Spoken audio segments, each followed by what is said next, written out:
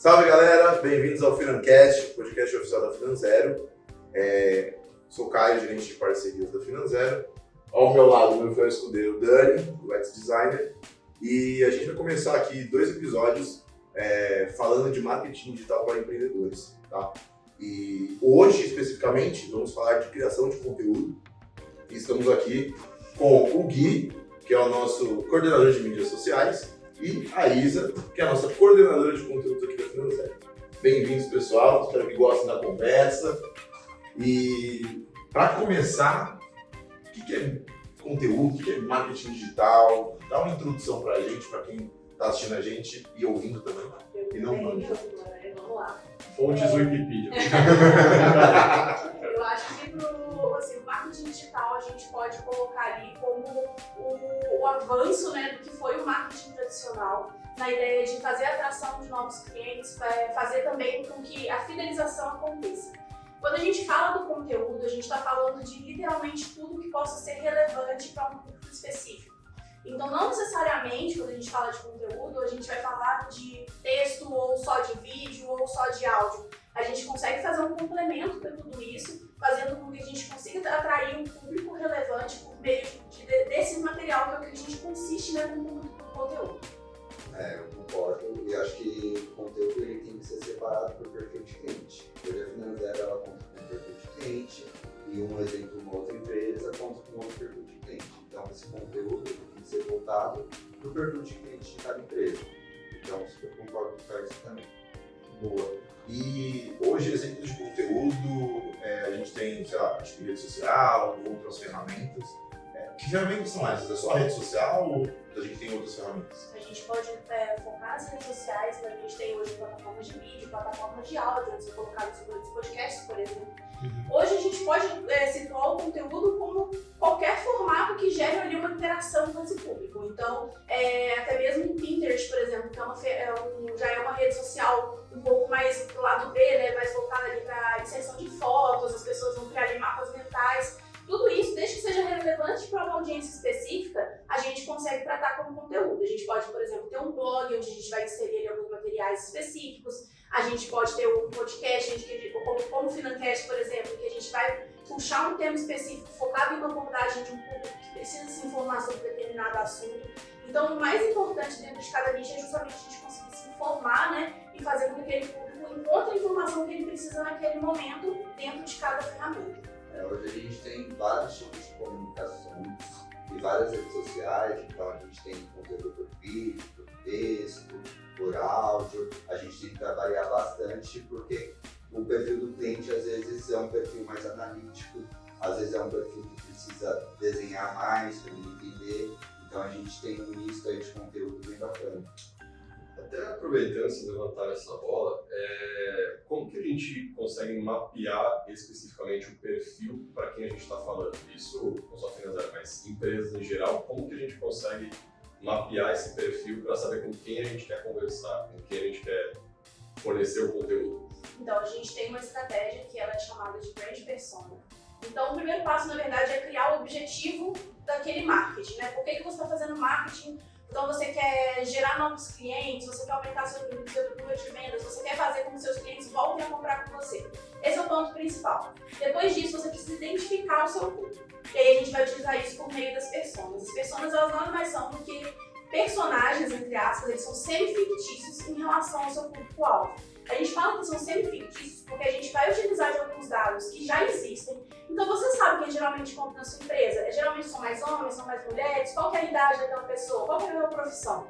A partir do momento que você consegue estruturar um perfil com o que você já tem e projetar também qual que é o perfil ideal, então, por exemplo, hoje quem compra mais o seu negócio são pessoas de classe C e D, são pessoas que vão ter uma renda menor, mas você quer aumentar o valor do seu produto, quer chegar num novo nicho. Então faz sentido continuar atingindo essas pessoas? Se não, é o momento da gente criar uma persona focada num público um pouco mais elevado e trabalhar a sua marca com base nesse perfil que é estruturado. Persona, ela vai ser o ponto principal. Para quem trabalha com marketing digital, principalmente com produção de conteúdo, e aí seja blog, rede social, porque ela vai fazer todo o norte, né? E um ponto que é muito importante é que as empresas elas podem ter mais de uma persona. Então, a Finanzero, por exemplo, a gente vai trabalhar com um público muito diverso, a gente vai trabalhar com universitário que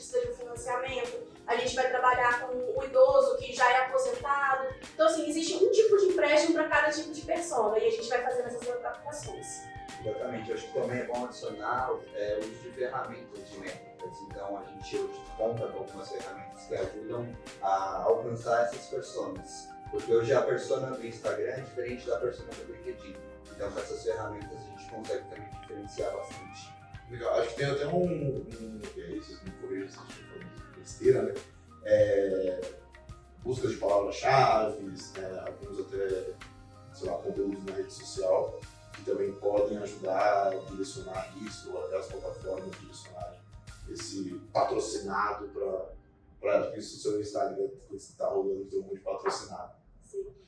Hoje, quando a gente fala um pouco dessa parte de palavra-chave, a gente pode utilizar boas ferramentas gratuitas e boas ferramentas pagas. Nas pagas, hoje a gente utiliza muito o SEMrush, a gente usa também o VSUGEST. São ferramentas que são um pouco mais estruturadas e que ajudam a gente a entender qual que é a intenção de busca daquele usuário em determinado termo. Então, por exemplo, a gente hoje vende empréstimo. A gente precisa entender o que o usuário pesquisa em relação ao empréstimo consignado, o que ele vai pesquisar em relação ao refinanciamento, por exemplo.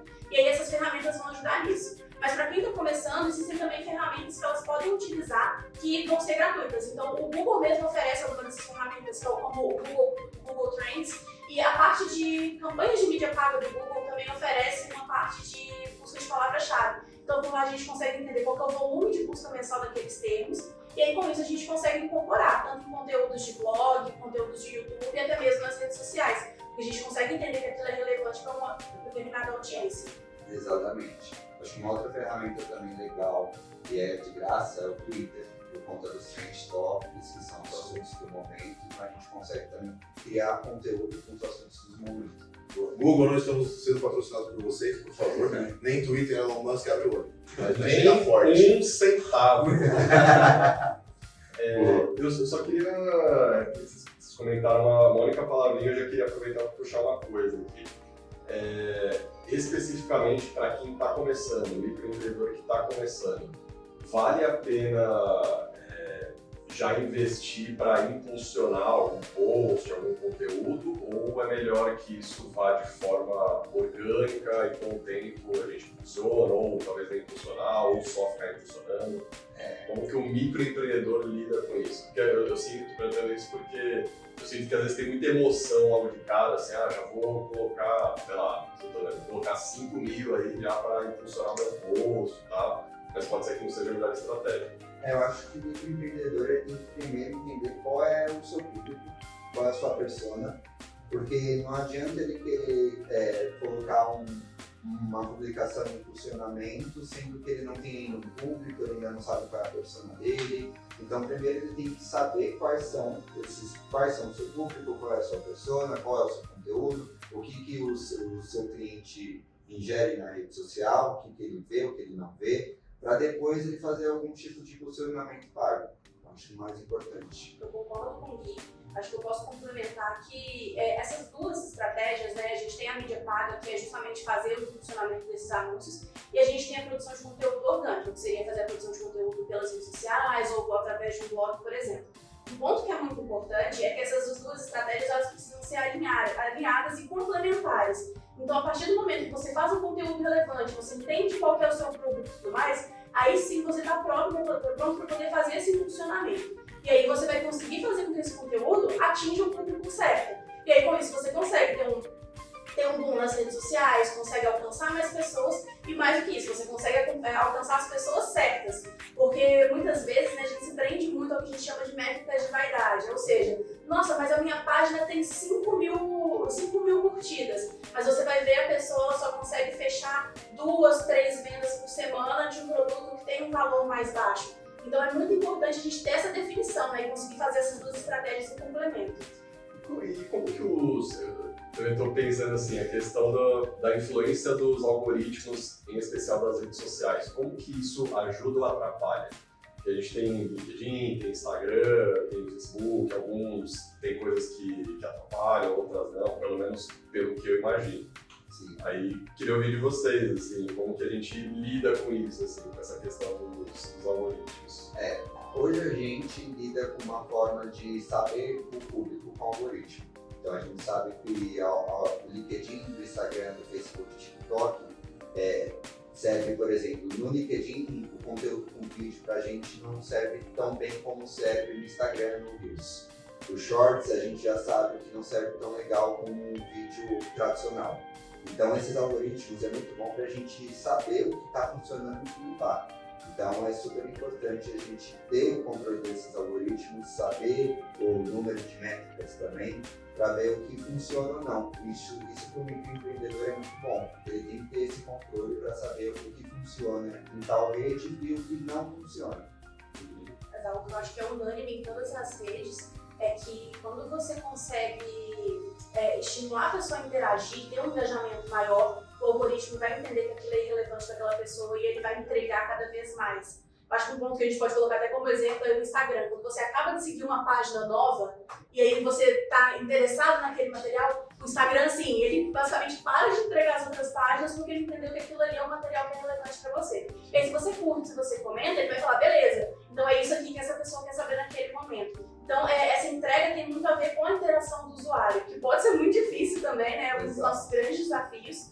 E aí o que a gente pode fazer é sempre criar posts que estimulem a pessoa a comentar. Então, por exemplo, se você vende doce, fazer um post e colocar embaixo, comenta aqui qual é o seu sabor de bolo de pote favorito. E aí fazer a pessoa de alguma forma interagir com aquilo ali, porque faz com que o público fique mais próximo e o algoritmo entenda que aquilo ali é relevante para aquelas pessoas. Você manda um bolo de cenoura lá, aparece um monte de bolo de cenoura. Você repetir o bolo de cenoura. Exatamente, quanto mais engajamento, mais algoritmos você vai ter. Boa. Hashtag filho indica. Acabei de lembrar dessa boa. Acho que tem duas perguntas que são fundamentais. Primeiro, qualquer pessoa ou empresa pode fazer um conteúdo pago? Tem alguns pré-requisitos para se fazer isso? E quanto que é, o quão caro é para uma empresa ou para um microempreendedor fazer algo assim? Porque eu entendo que, tipo, sei lá, no Instagram deve ser um pouco mais barato, fazer um blog também deve ser um pouco mais barato. Agora, você quer botar sua marca ali na Rede Globo não está recebendo patrocínio, olha o Iboninho, seja muito mais caro, obviamente. Olha, isso vai variar muito. E é por isso que a gente foca tanto nessa questão do orgânico. Um ponto que é muito importante, voltar um pouquinho no que eu estava falando no início, né, sobre ser estratégias complementares. A estratégia de marketing orgânico ela é uma estratégia de médio a longo prazo. Não adianta você criar um blog hoje e achar que amanhã você está na primeira página do Google bombando. Não é assim que acontece. É um trabalho de formiguinha, é fazer conteúdo relevante, é ir publicando. Nas redes sociais você vai ganhando seguidores aos poucos, no blog você vai ganhando visitas aos poucos, à medida que o seu material é detectado realmente como um conteúdo de qualidade e um conteúdo relevante. Quando a gente fala da estratégia de mídia paga, de fazer ele realmente pagar por aquele anúncio, vai variar muito. Quando a gente fala do online especificamente, o que vai variar é de acordo com o preço daquela palavra-chave, e aí entra um ponto que é muito importante, que é a dificuldade daquele termo. Então, a gente trabalha com dois tipos de palavra-chave, principalmente. Uma delas é a palavra-chave long tail, que seria o termo longo, e a outra é o short tail, que seria o termo curto. O long tail é um termo mais específico. Então, por exemplo, empréstimo pessoal em São Paulo. Isso é um termo mais específico. A pessoa está buscando um empréstimo em São Paulo. Agora, quando a gente fala de empréstimo, essa palavra em específico, essa é uma palavra com muito mais competição. Que pode ser empréstimo no Brasil, pode ser empréstimo nos Estados Unidos, empréstimo para comprar uma casa, pode ser qualquer coisa. Então, esses termos vão ter uma variação ali. E, obviamente, o termo empréstimo vai ter muito mais buscas mensais por ser um termo mais genérico do que empréstimo pessoal em São Paulo.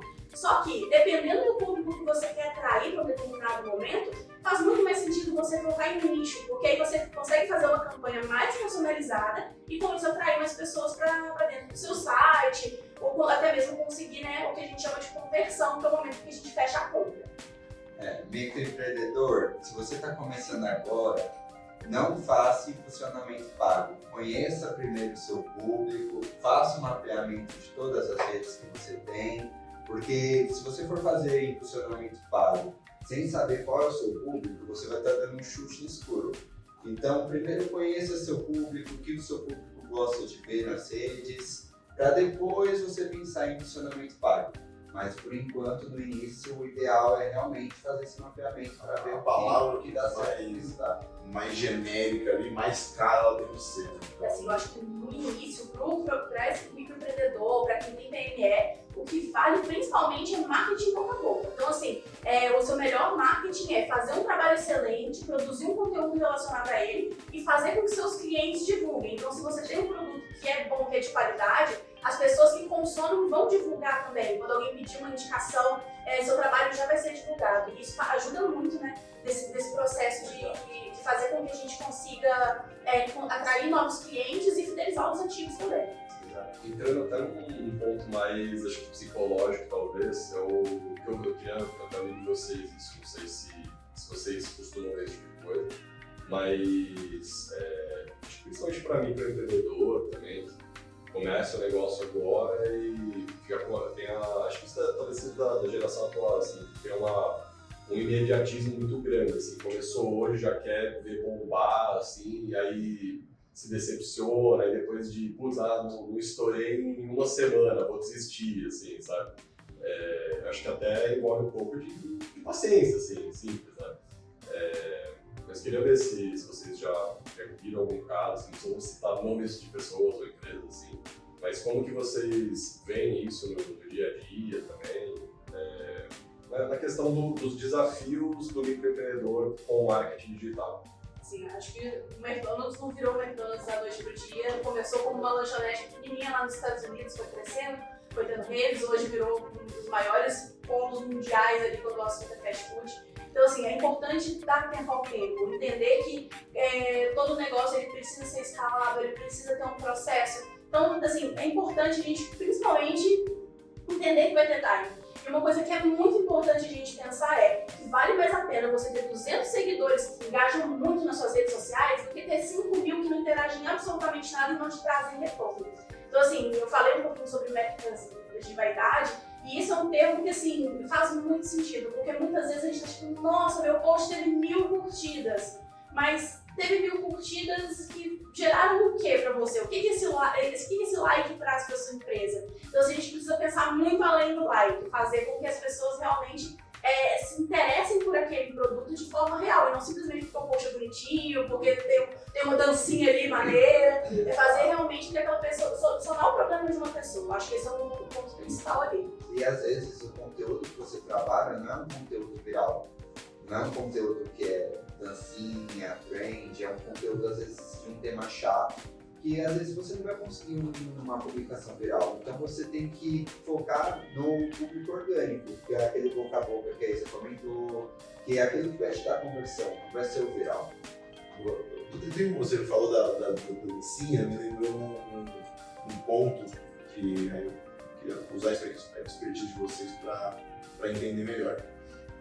Entendo que o canal que a pessoa divulga o seu produto, ou sei lá, influencia muito. E aí eu pego o exemplo, sei lá, do TikTok, do Instagram, de muitos blogueiros fazendo tipo, review de bar, review de restaurante. Eu acho que isso engaja muito, principalmente para visitar aquele lugar ou para comentar um pouco sobre. Mas, tipo, por exemplo, eu não vejo nenhum fazendo, tipo, aqui ó, material de construção, cimento e tal. Então, eu acho que o canal ele deve influenciar muito o seu público, né? Principalmente quem acessa focar na persona. Muito, muito.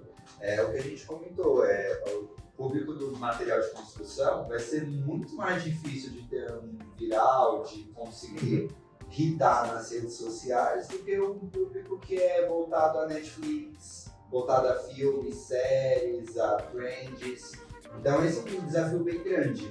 Mas por isso que você tem que mapear bem qual é a rede social que você vai querer investir, qual que você vai ter os seus esforços dobrados e saber qual é o seu público. Porque não vai ser um viral que vai fazer você crescer, vai ser o público fiel que você vai ter no dia a dia.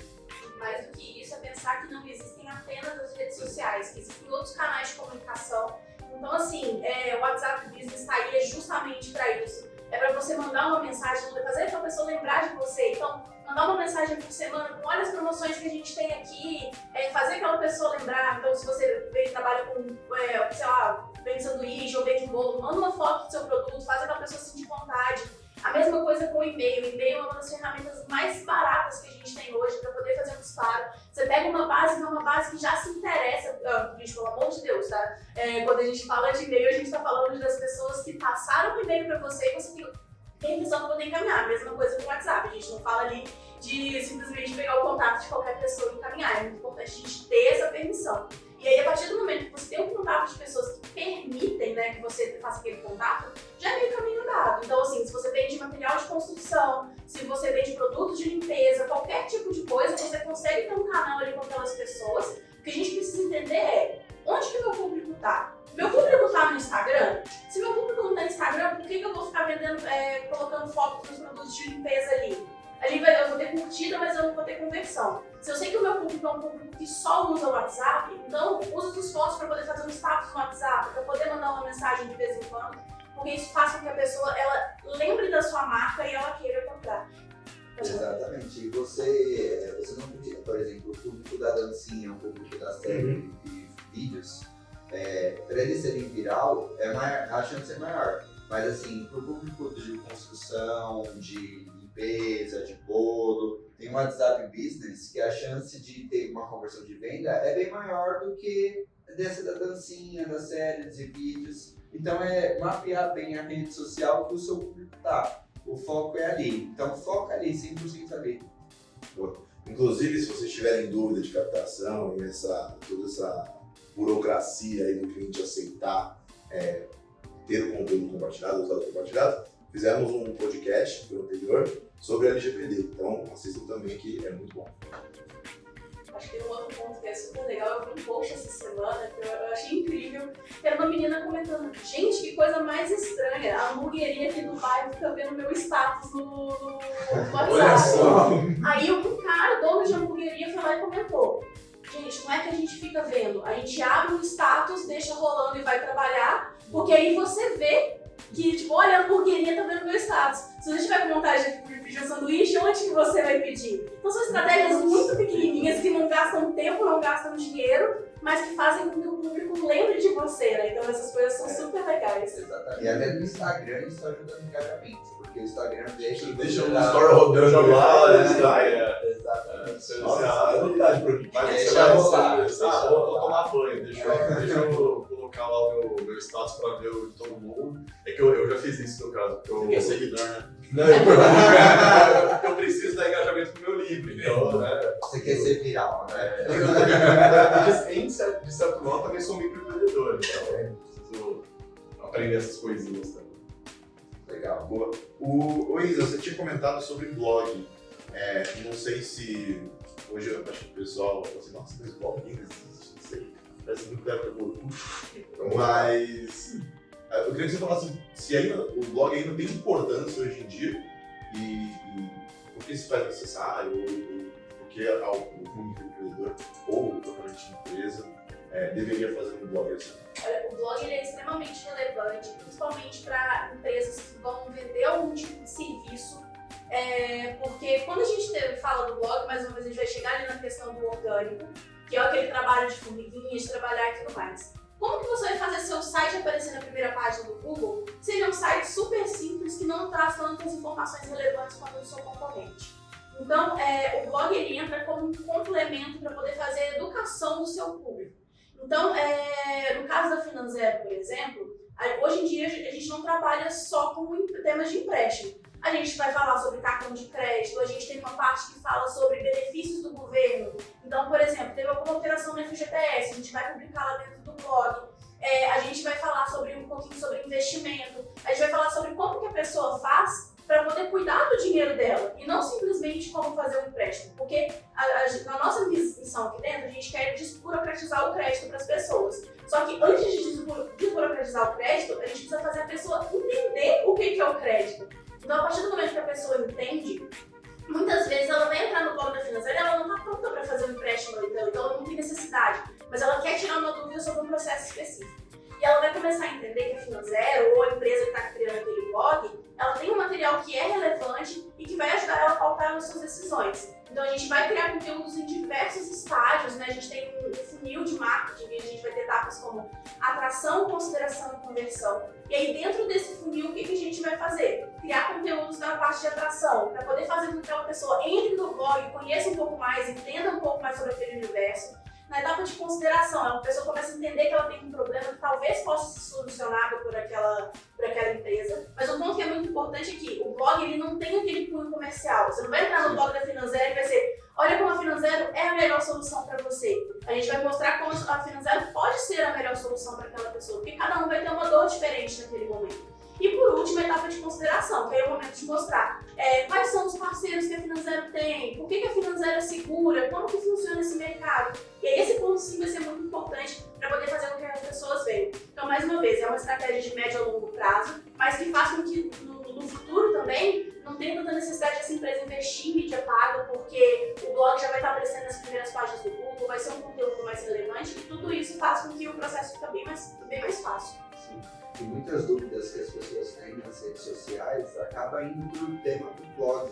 E são dúvidas mais complexas. Então o blog ajuda muito a sanar essas dúvidas, porque é um material bem mais completo do que na rede social. Como a Exhibit não é tão comercial, né? Então acho que tem o tema indiretamente relacionado, que é o empréstimo, que é o Finanzero propriamente dito, mas tem questões macroeconômicas, tem outros debates que influenciam naquilo que o crédito pode vir a ser uma solução. Pessoal, vocês estão curiosos para ver um blog legal da Finanzero, é muito bom. Editor, coloca aqui o link, faça favor, e visitem lá que tem muito conteúdo legal. E aí, meu amigo? Quero terminar com uma última pergunta. Mas já! Eu tô me sentindo no Jô Soares. Olha, assim, um pouquinho espinhoso, mas como o chat GPT ajuda no microempreendedor hoje? Cara, me ajuda muito. Eu e o Gui estamos conversando sobre isso antes de chegar aqui, na verdade. Na verdade, assim, o chat GPT ele virou um assunto recorrente na nossa vida, né? É muito engraçado porque tem muito profissional de marketing comentando no LinkedIn morrendo de medo de perder o emprego. Eu não imagino isso acontecendo aí no futuro muito próximo, pelo menos, né? A gente não sabe qual vai ser o avanço a longo prazo, mas o ChatGPT ele vem como uma forma de auxiliar e fazer ficar mais rápido um processo. Desculpa te interromper, só para esclarecer, o ChatGPT é uma inteligência artificial do empresa que é, não me lembro. Chama OpenAI. Isso aí. E ela faz, você escreve lá, ela faz o que você quiser. É basicamente isso. Ela te dá receita de bolo, ela te dá programação, um monte de coisa. E é grátis. E esse que é o pior, é grátis. Temporariamente, viu? Já tá vindo aí a versão paga. Sempre tem. E obviamente com as suas limitações também, né? Que é até 2021, né? Os dados têm compilados lá até 2021, se não me engano. Mas continue. Por favor, Isa, desculpa. Então, assim, o ChatGPT, ele funciona como um auxiliar, mas o primeiro ponto é, a pessoa que está do outro lado, que está comandando a inteligência artificial, ela tem que saber pedir. Não adianta você virar e falar assim, eu quero um e-mail para os meus clientes falando que eu tenho uma promoção de bolo de loja. Ele vai fazer um e-mail completamente genérico, que não vai entregar o que a gente precisa. Agora, se você vira e fala, meu público é majoritariamente feminino, mulheres entre 18 e 35 anos, faça mais informações. Aí sim, ele vai criar um e-mail super legal. Só que assim, pelos testes que a gente faz, é sempre importante refinar aquele material para dar personalidade para ele. Assim, a inteligência artificial ainda está trabalhando, ela ainda está aprendendo, né? Justamente esse processo de crescimento. E ela vai começar a identificar um processo que é muito legal, que é como se você estivesse conversando com uma pessoa. Então você não precisa ficar repetindo. Então, por exemplo, a pessoa tem entre 18 e 35 anos, são mulheres, tananã. E aí você pode colocar, em vez de você pedir tudo de novo, você só vira e fala assim, mas faz um teste colocando que essas pessoas trabalham com agronomia. E aí ele já vai gerar um novo conteúdo. Então, isso otimiza muito o tempo, porque você não tem que ficar pensando tanto na parte prática da escrita. Mas, ao mesmo tempo, você tem que revisar, pensar que é um robô e você está falando com pessoas. Então, um dos pontos mais importantes do marketing ainda é a humanização. É saber que é uma pessoa te respondendo ali do outro lado. Então, você não pode simplesmente jogar ali na mão, entre aspas, né? Porque a inteligência artificial não tem mão. Mas você não pode simplesmente jogar a responsabilidade ali e sair fora. Você tem que ainda assumir ali o processo e tomar conta ali para entender. Então, o meu negócio, eu preciso entender se a forma que está sendo comunicada ali é como eu falaria com o meu cliente. E aí, sim, usar aquilo ali como pauta, né? Então, reescrever ali um pouquinho, adaptar para a sua realidade e aí sim usar essa ferramenta. Mas eu acho que o ChatGPT ele veio, assim, para facilitar muitos processos mesmo, assim. E pelo menos, assim, do nosso lado aqui, ele tem ajudado bastante. Porque além de escrever, ele revisa também. Então, isso facilita bastante. Exatamente. Eu acho que isso é um mandamento, a inteligência artificial nunca vai ser humana. Então, hoje a gente vende para humanos. Seja você um empreendedor, qual seja o seu produto ou serviço. Então, você tem um toque que a inteligência artificial hoje não tem. Então, ela veio para ajudar, para agregar, mas você tem que saber que você sabe para quem você está vendendo. Você sabe o jeito que a pessoa recebe. Então, é muito importante você manter sua essência. Não deixar que uma inteligência artificial mude isso. Talvez até perca um pouco do senso criativo ali, ou de todo o desenho, que é muito mais humano, obviamente, do que uma inteligência artificial propriamente dita. Encerrou também. Gui, Risa, muito obrigado pela participação no Financast. Foi muito boa pela entrevista, foi super legal, espero que tenha ajudado todos vocês. E é isso. Obrigado aí, pessoal, por assistirem. Assistam os outros episódios e vai ter mais. Com certeza que vai ter mais. Sigam o Finanzero, acessem o site, vejam o blog, tá super legal. Obrigado, valeu.